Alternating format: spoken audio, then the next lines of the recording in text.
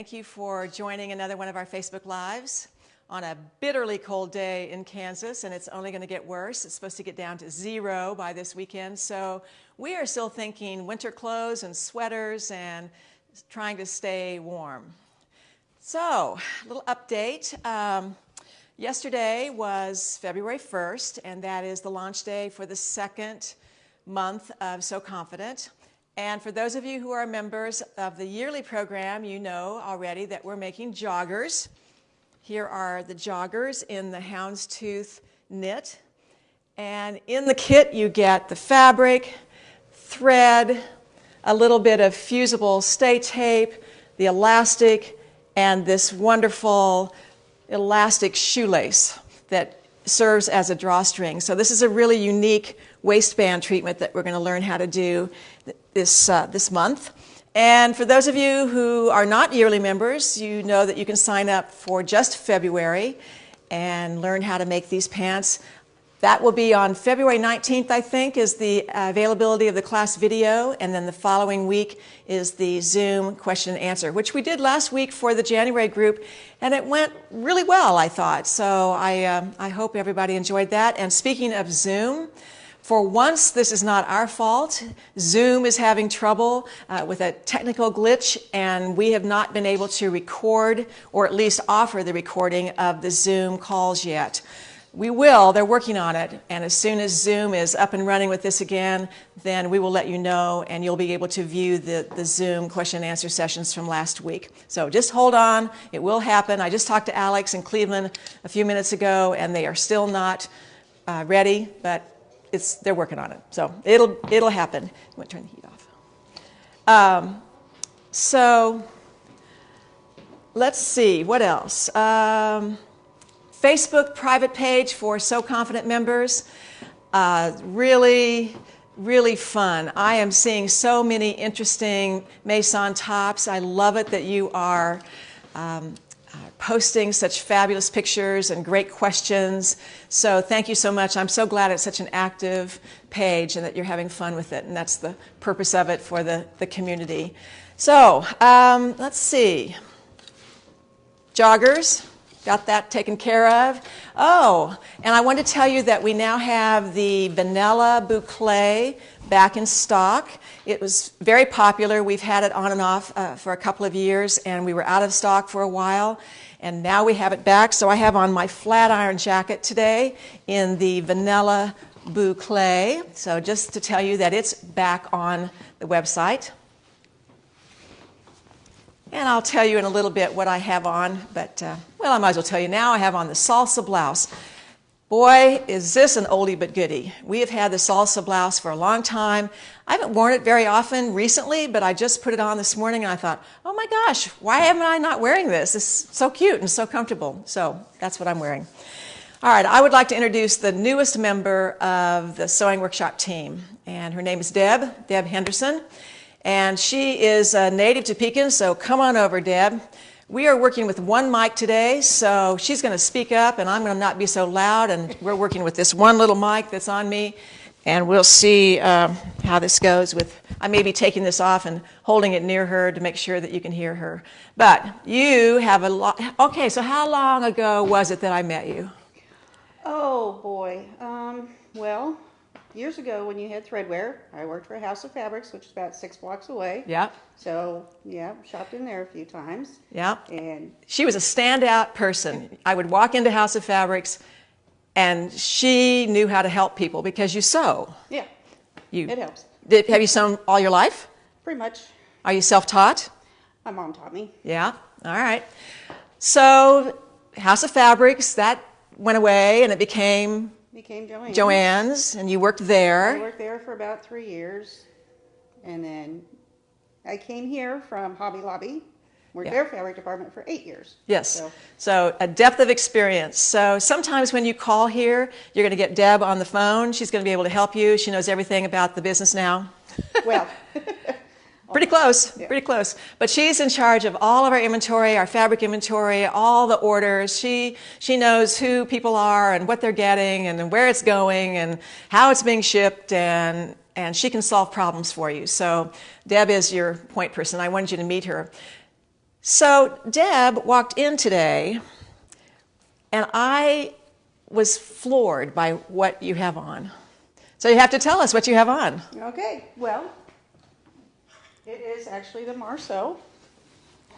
So here's the original Marceau. It's the original Marceau. Two-sided. So on the pattern, there's a dot at the top and a dot at the bottom that says center seam. So I put that on the fold to get just one big piece. Yes. So the sweater knit is a little bit lighter weight than the other one, so I just used it on the bottom half of the sleeve, just for some fun. And you pieced your band. And I pieced my band, because, you know, Kathy did that a few weeks ago, and I thought that was really cool. Yeah. So then I did it again on the bottom, just for fun. So this does not normally have a band, Doesn't have a band. and you didn't do the shifting, I didn't do the shifting. and you've just made this a nice, normal, ready-to-wear binding, Yep. and then added your pieced band. I mean, I think this is just cool. But this is a brand new fabric that we just got in. Yep. And it's soft and warm. And what's the fiber content again? It is nylon, rayon, and a little bit of polyester. And I think it's mostly rayon. 51% rayon, I believe. Something like that. And then half and half. Half and half. Let's see, 51% rayon and, I don't know, 28% nylon and 21%. Yeah. Polyester was the least amount, but Right. it's there, so. But how was it to sew? It was actually very easy to sew. I'm so glad you said that. I hadn't asked you that ahead of time. Well, I did use a small zigzag for the seams because it does have some stretch. And then I did serge about, I don't know, 1/16 of an inch away from the seams just to give it a nice big finish. Yeah. Pressed really well. Yeah, it's totally gorgeous. So this is a sweater knit, but it's pretty stable. If you were to really look at it, you would not know that it has quite a bit of stretch to it because it looks pretty stable. Yep. But it's a brand new knit to us. We have it in 2 other colors. It's kind of a olive green and a navy. Yeah. 3 and brand new, and we have quite a bit of yardage of it. So it's going to be one of the fabrics on sale this week, so check it out because it's very refined and yet very comfy, casual as well. And warm. And warm. And warm. So what did you make to go with this? Or actually, what did you make first? Well, first, Linda asked me if I would make a pair of pants out of this great animal print sweater knit. And she said Picasso's, and I was like, okay, let's go for it. So that's what I did. I'm shorter than Linda, definitely a lot shorter than Erin, so I shortened these by 2 inches. I didn't bring the pattern piece with me, but there is definitely a line on all 3 sides to lengthen or shorten on the Picasso pants, because you don't want to do the bottom part. That'll throw everything off. Right. Yep. Let's get these down because they are too cute. Maybe. There you go. Hold them up now. All right. So I think this is so interesting because we got this fabric in, and I said to Deb, well, what would you make? I'm thinking she's going to say a top. Oh, no, the first thing out of her mouth was actually helix pants. I was thinking helix pants. Yes, and that would be great too. And then I said Picasso's, and that's what she ended up making. One of the things that you did also is there's normally some top stitching on this seam across here, and you didn't do that, which I think is brilliant for this particular fabric. Number 1, I don't think the sweater net needs it, and number 2, my corners just didn't match up, so there's that. Well, we can't see it in the yeah, you can't see it, so it's okay. So these animal print things, see, I've been saying for 30 years now, animal prints are going to go out of style, so you better make it this year. They never go out of style. They seem to be in and out, either dominant fabrics or maybe just an accent, but they really are something that you should have to just keep and make every year as either a little bit of something or a lot of something. Yep. Yeah. So you made the pants, and I made, let's hang this back up. I made this. So this is another fabric that is very much in the same family as the fabric that Deb made her Marceau top. This is the Madrid top, And instead of being a very smooth fabric such as Deb's, this has a rib texture. And actually, you could even use the other side of it. In fact, when the photographer was taking pictures of this last week, she photographed the wrong side thinking it was the right side. And so I'm not really sure, but I liked the rib side and thought that was really nice. So this like you, this was so easy to sew. I don't know, I guess I wore the Madrid last week during the Zoom call, and it got me all revved up about not Zoom, Madrid. Although I called it the Marceau, I think, on the Zoom call, as a matter of fact, so I get my M's mixed up. My Marceaus, my Madrids, and my whatever else we have. Yeah. So at any rate, I left off the buttons up here. I made several modifications. You hold the mic a minute. Okay. All right. And for instance, I made the right front, this piece, 2 inches longer, just to cover up a little more, you know what. I deleted the front bands. Normally they are separate bands, but because this fabric was able to mold, I just serged it and turned it and shaped it, and it worked out really great. The hems are normally a double fold, but I just turned it once, serged the edges with my 3-thread isocord, of course, stitching, and turned it once and top stitched it. Like you use Fusee Web a lot. Yep. You used Fusee Web. In fact, she used Fusee Web to attach her waistband. Yep. To the top of the pants. And you used it on the hems? And I used it on the hems. On the hems, yes. Yep. And so it was easy to top stitch. There was no buckling on the hems. And what else? And I did fewer buttonholes. I'll just bring this a little bit closer. So here's the Madrid, and you can see it has some really interesting lines to it. Some curved seams, some opposing curves. It makes it so easy to do in this sort of fabric, though, these opposing curves. So I put this on, and it's cozy and comfy and super drapey. Both of these are really super drapey pieces. All right, so I want to talk about buttonholes. Have you ever made buttonholes in knits? Yes. Not fun? No, not fun. All right, well, all right, I'm going to put this back on me, I guess. All right. Would you mind, before you move on, could you hold up that board of your modifications and just hold it still for just a minute? I knew I was moving this around. Here are the modifications that I did for the Madrid top. Is that good enough? Yeah, thank you. All right, so you can hold this still. Okay. All right. So buttonholes in knits. So I did a little test on a knit fabric. On the Tremont jacket, I wanted to make one buttonhole. To make one buttonhole, I just wanted to show you how many tests I made. This is test 1. Test 1 was without any aids. Just I did a buttonhole on the knit. And I got all these puckers at the top and the bottom of the buttonhole. Then I have test 2, test 3, test 5. I'm already on test 5. Test 6, 7, and 8. Test 9. And finally, on test 9, I was happy. So that tells you just to make one buttonhole, I went through this process on that garment, on this knit, to get to the buttonhole that I was happy with no puckers, really smooth. So what is there about this particular buttonhole that works? Well, first of all, I tested on the same conditions on this particular Madrid. I knew I had interfaced this band with our fusible Japanese ultra shear interfacing, so it was interfaced. So I interfaced a strip of fabric. I folded it back, so I was stitching through 2 layers of fabric.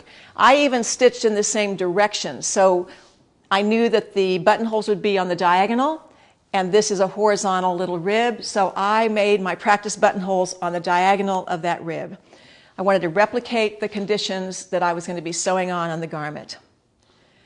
Then, have you ever used the knit buttonhole setting on your sewing machine? I don't know if I have a knit buttonhole setting. Well, I didn't know I had one either. But I bet you a lot of you do, and you've never used it. And that was the 9th practice. I actually found that knit buttonhole setting, and it is fabulous. So I used that. Did we learn something today? Yes. All right. Deb has a new sewing machine, so she's going to go home tonight. I'm going to go home and play. And see if she has that. All right. Then 2 layers of tissue paper. And I use the paper that's left over from my pattern. And I have some white tissue because we use white tissue with our patterns. And I have the other brands that use brown. So I used brown because it matched this a little bit better. 2 layers of tissue paper underneath and a layer on top. And I used a buttonhole cutter instead of a ripper, and we've got problems on buttonhole cutters, don't we? Yes, we do. Everybody is out of them. None of the vendors have them in stock right now. Yeah, she's responsible for ordering all the notions, and we just can't find them. So even though we have had them, and they're a great tool, and you want to pick it up at some point, not today from us. So, here we go. There's what I did for buttonholes in knits. Okay. All right. So what else would we make? We have the Barcelona up here.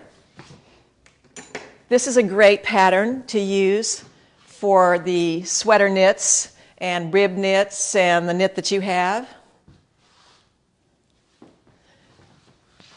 By the way, let's back up a minute because you have on Picasso pants with pockets. Stand in front of me so that they can see those pockets. Can you see them, Erin? Now that is a clever way to do pockets in the Picasso pants. And by the way, now that I'm in the back of you, you have to turn around. Oh, yep. Oh, the wild side. And this was with your Cricut. This is with my Cricut. Yes. Because, well, I'm not very good at hand embroidery, and I'm having an argument with my embroidery machine right now, and it's winning, so. All right. Okay, well, that's really cool. That's a really cool touch. She comes in here all the time with these great designs imprinted on fronts, backs, sleeves, whatever. It's very cool. All right, so we have the Madrid, the Picasso, the Barcelona, obviously the Marceau, modified or not, and then I couldn't find my knit salsa to put on, but I figured this sort of kind of looked like an animal print. It does. Kind of, sort of. So this happens to be silk, but it's great in a knit. This is a wonderful design, and we only have a few patterns left. So, you know, it's sort of your last chance to get this pattern because they're going to go away soon, like maybe tomorrow. I don't know. Maybe. We'll see. Anyway, not very many of them left. So let's show some fabric, shall we? All right. Oh, I should show you this little baby. This is the Madrid in an animal print chiffon. So I've got some sheer fabrics on the wall here, and even if you think you can't sew with shears and have nowhere to wear shears, you know, I think this is an everyday look, and you wear it over some sort of tank, like the Mix-It tank, and this is just something I've made a couple years ago, but it's the Madrid, so it goes everywhere from, this is actually a georgette, a silk georgette, from a silk georgette to a rayon, poly, nylon, rib knit. I mean, it's a pretty versatile pattern if you ask me. So let's put this guy over here and talk about some fabrics. All right, so I pulled out some animal-inspired things. This one I know you can't see. What are those? I think they're little cheetahs. Little cheetahs. So this is a kind of a hunter green background jersey knit with cheetah heads imprinted in black on there. I don't think I told you, but my daughter got this fabric and she made joggers out of it. Oh, she And did? they're super cute. Oh, I bet they are. She's 25, so she can pull that off. But yeah. Oh, that's really cool. I love that idea. Well, then I thought these would make fantastic Picasso pants. This is a stretch faux leather, I guess we would call it. Yep. And I love the idea of the faux leather with the animal print viscose. So this could be a Marceau, a Barcelona, a Madrid, an ET, it could be any number of things, and make your Picasso pants out of the faux leather. And then, remember when we did the scarf project? We still have some scarf kits left on our website that we made out of the animal prints. And so this is the kind of thing where you could make the sheer Madrid and wear something under it. So we have this one, and we have this one, which I love. So what are these guys? Leopards, little leopards. So this would make a great, and even if you don't want to make a whole garment in this, like you could use this for like the bottom of your Marceau, just a little wispy edge. Yeah. Or you can use these for bindings as well, cut on the bias. I just thought of that. That's a pretty cool idea. I'll have to remember that. All right. So then this is a knit, kind of the same weight of jersey as this. And down there's a brown piece of Ponte. So this is a beautiful weight of Ponte knit. This is a new source for us. And, we don't find chocolates very nicely very often. I mean, chocolate can really be the wrong chocolate, but this is a beautiful chocolate knit, Ponte knit, super drapey, and that would be so pretty with this. Great little combo of pants and top there. I forgot to show the green down there for the cheetahs. This is a stretch suede, faux suede in a beautiful hunter green.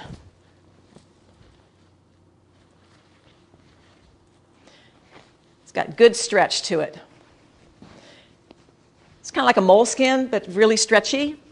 And that would be beautiful with this combination.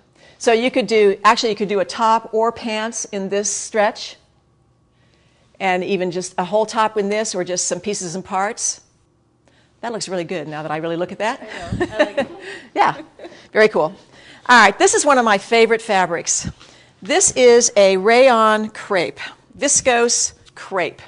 So even though it's drapey, that crepe texture allows you to sew easier. There's a resistance to it, so it's not slippery it's a little bit slippery, but it's not like charmeuse. It's not like what I have on here. So these guys are like, monkeys and zebra, but it's like the flat skins. Really a cool piece of fabric. And I loved it with this plaid Ponte. Did you know what I was doing with this when I was pulling this yesterday? No, but I see it now. Isn't that cool, though? I love this. So make some helix pants or Picasso pants. And if you use a plaid for Picassos, you can eliminate that bottom horizontal seam. And you can combine the top part and the bottom part of the pattern pieces and just cut it all as one unit. It doesn't have to be pieced as that lantern section. So I love that combo. I love this whole combo right here, actually, all three of those. All right, so let's look at the colors of this rib. Denim blue. You can see how drapey this is. I mean, it's just incredible, really. And navy blue. I'm into navy lately, and I love navy and black together, which is something I didn't used to think you could do. When I was in high school, you had to have navy shoes, navy dress, and navy purse. Yeah. Now, no. Now I wouldn't even wear, with navy I'd wear pink probably or something. And then this beautiful teal green, bluish green. And, of course, the gold. So we have 4 colors of the rib knit.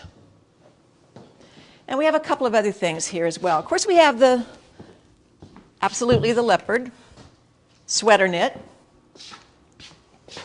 We have this fun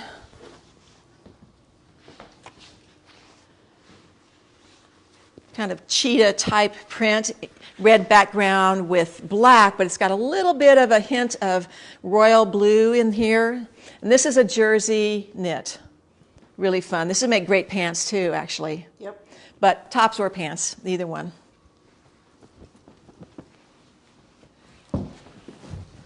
And then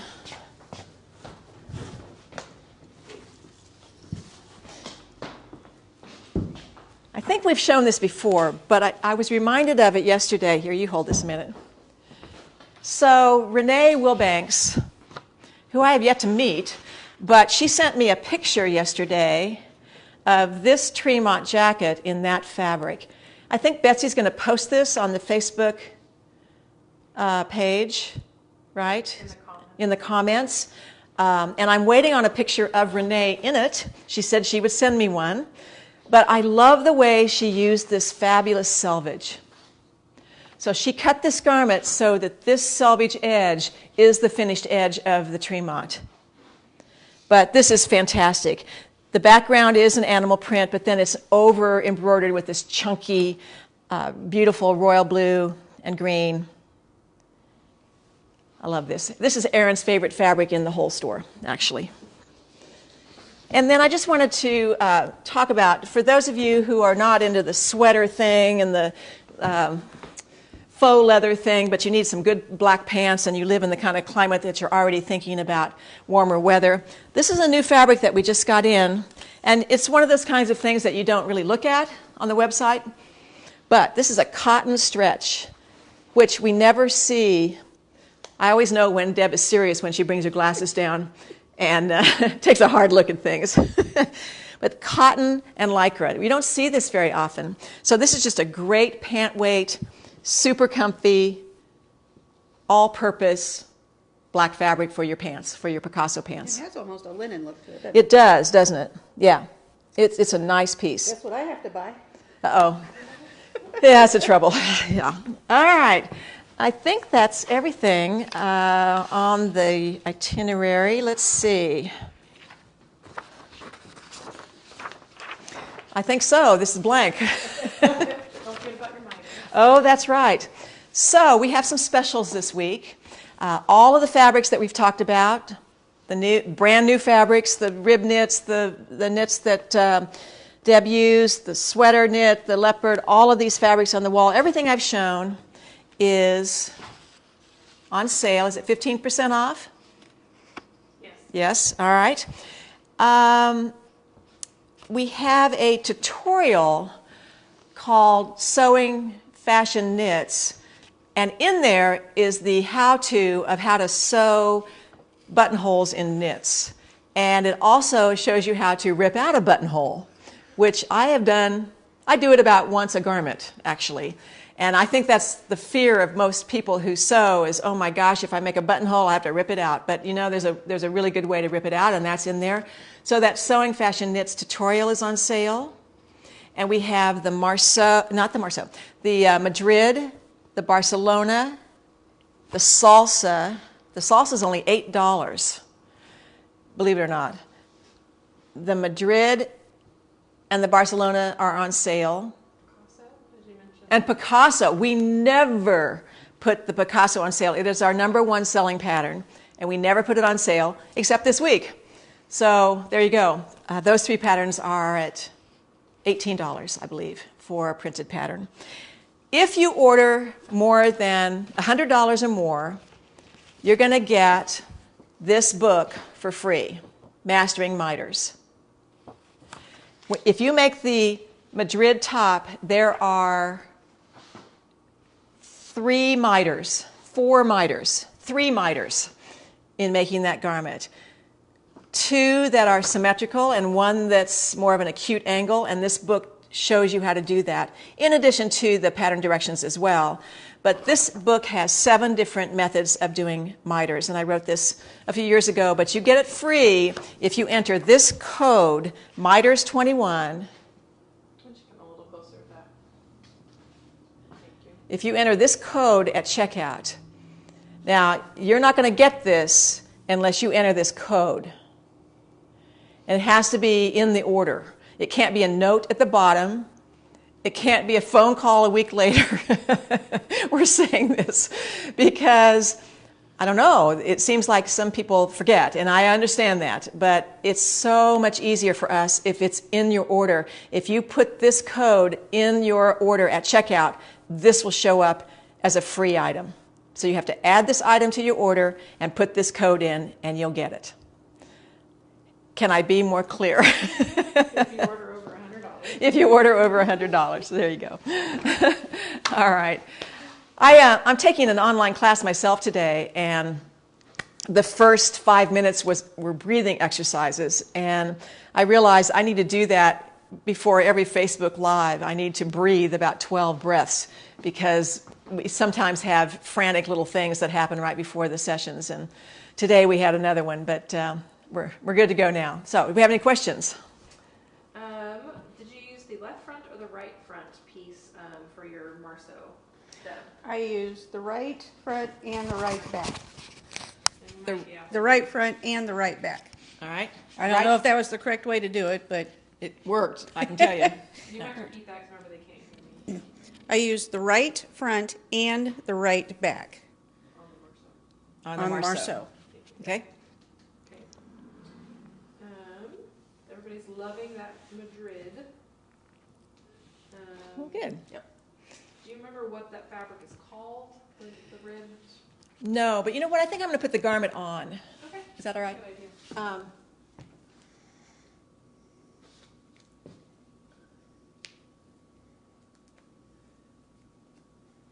I put fewer buttons because I don't know, didn't want to make, it has a lot of buttons in the normal. I think it's like 10 buttons normally.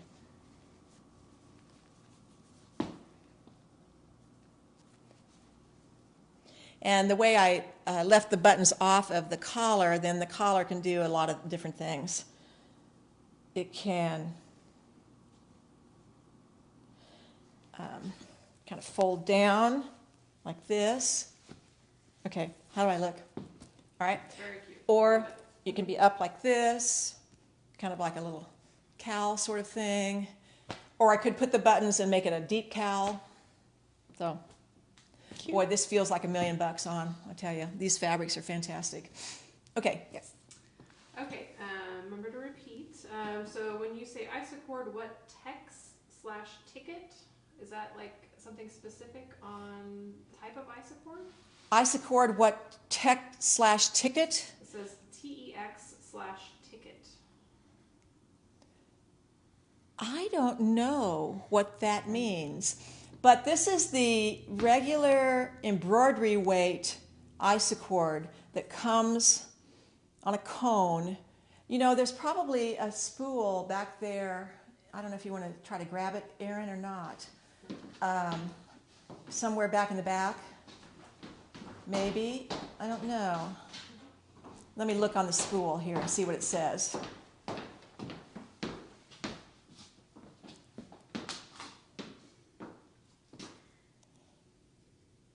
Text is the weight of the thread. ET.40. That's probably the weight, although it seems thinner than that, but I don't know. I don't have the original label on the bottom, so I'm not familiar enough with Isacord, the variety of products that they offer, to know if this is something. This is the standard weight embroidery thread that you can walk into any Bernina dealership and buy. And somebody said 40 weight in the comment. There you go, 40 weight. That's what that 40 means. There you go. Okay. Deb, what model of machine did you buy? I purchased a Janome. I don't remember the model number. It was kind of the medium, not expensive, but not cheap. It's got around 60 different stitches, including 6 buttonholes, which is exciting. It'll have it. Yeah, it's brand new. You just bought it a couple of weeks ago. Yep, just got it a couple Yeah. weeks ago. Her daughter took her other one. Is Yeah. what really happened. Yep. Yeah. I can relate Perfect to that. excuse to buy a new Yeah. one. I can relate to that. Yeah. Now I've got a couple machines in Cleveland. There you go. Okay, the vanilla flat iron, did you lengthen the pattern? No, the vanilla flat iron has not been lengthened. It's straight out of the pattern. Okay. Somebody had a question about the zebra print knit. Yes, it's the one that we're listing on the sale. They just thought the color was a little different, so I just didn't know. Yeah. Well, this is a very kind of a soft yellow camel color, and this is chocolate brown. A little bit of taupe through here. Okay. How do you, and again, repeat the questions. Had that comment a lot. Okay, so how do you wear the Picasso pants in the winter? I don't like cold ankles. How do you wear the Picasso pants in the winter? Well, we both have on boots today. I have on socks and boots.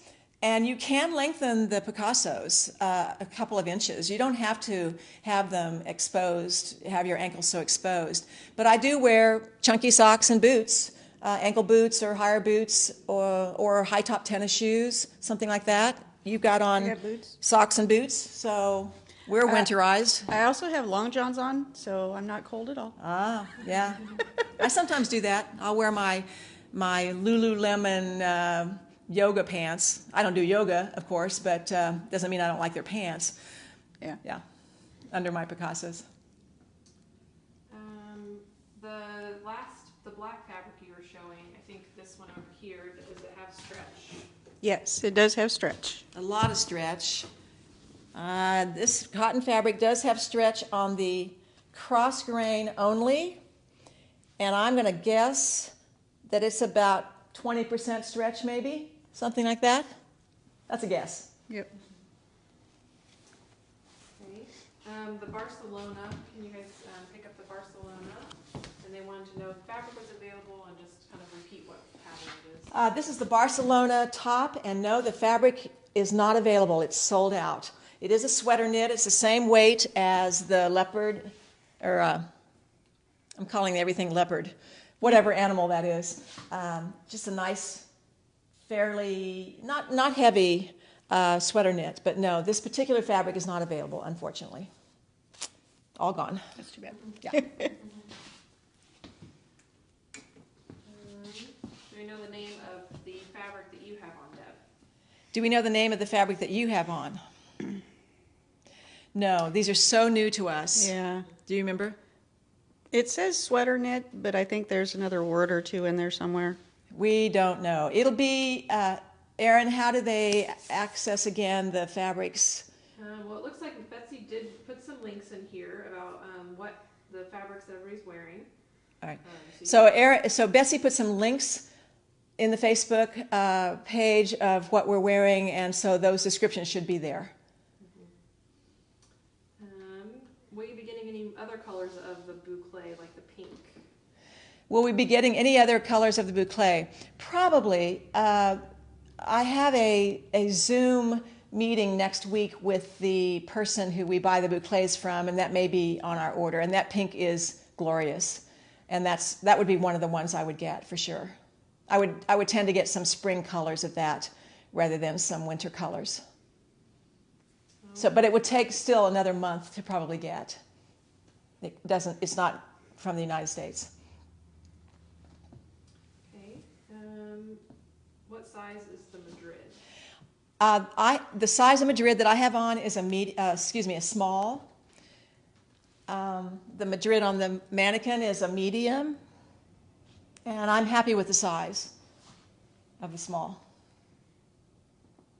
Deb, what size is the one you're wearing? What size is the Marceau that you have on? Well, the shoulders and the neckline are smalls, and then the rest is a medium, because I'm short and not much for shoulders, so there you go. Okay. So did you take the small through the arm size? Is it a small sleeve? Yes. Okay. So you just blend from the small to the medium in the hips. Yes. Got it. Okay. Use my little hip curve to make sure it's a nice smooth line. Perfect. Yep. Is the faux leather washable, and how much does it stretch? The faux leather is washable, and it stretches 25% or so. You know, we don't know what this is exactly. It's a poly blend, so it's certainly washable. As I say that, I have not washed it myself, but there wouldn't be any reason why I wouldn't try. But as we always recommend with every fabric, we want you to cut a 4-inch or 6-inch square and throw it in the washing machine and see what happens. And you either like it or you don't. The dark teal rib knit, does it go any of the animal prints? Why don't you repeat that? And then... All right, does the dark teal rib knit go with any of the prints? I actually like it with this. Would you do that? I would do that. I don't know why you couldn't do these. I would do those.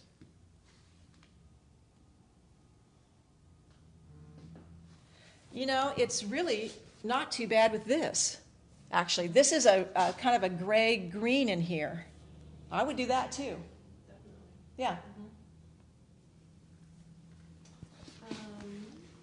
Is the green stretchy enough for helix pants? Oh, yes, it is. This is the question is this fabric stretchy enough for helix pants? And the question is yes. I've made helix pants out of a faux suede, but it wasn't this stretchy. But this is really stretchy. This is actually a scuba base with a suede finish on it. So definitely, that would be really cool helix pants. And this is the only color we have, I'm pretty sure. I think so. I Yeah. remember seeing another one. Someone had an idea to use these shears on the ruffle of the urban shirt, which I think. Oh, that's a cool idea. Use the shears, an idea from a participant here to use the shears as the ruffle on the urban t-shirt. That's a great idea. It'd be a great ruffle on the bottom of the Venice shirt. Oh, It's one of the few garments we have that has a ruffle on it. And sheer ruffles would be very cool. and then sometimes on the West End, jackets. On the West End, we have that bottom band. That would be cool in a sheer.